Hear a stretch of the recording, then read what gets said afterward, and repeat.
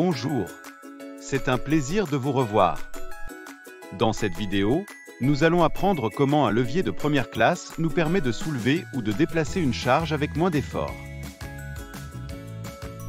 Voyons cela. Pour cette expérience, vous aurez besoin d'un cal, d'une règle de 30 cm, d'une masse de 20 grammes et de deux masses de 10 grammes.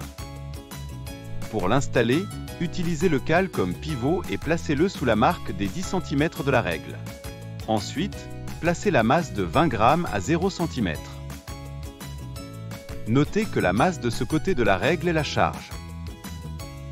En revanche, la masse que nous allons ajouter de ce côté de la règle représente l'effort requis pour soulever la charge.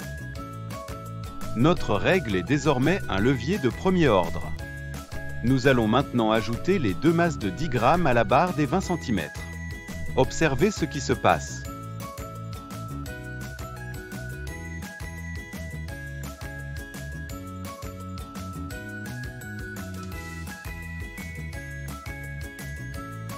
Faites une pause et partagez ce que vous avez observé. La règle est maintenant équilibrée. C'est exact. Faut-il la même quantité de masse pour équilibrer la règle si nous devions placer une masse à la barre des 30 cm? Voyons voir.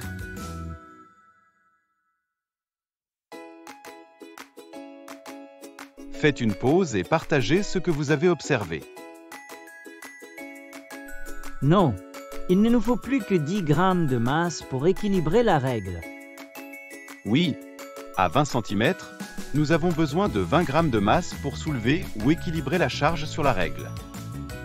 Pendant ce temps, à 30 cm, nous n'avons besoin que de 10 grammes de masse pour soulever ou équilibrer la charge sur la règle.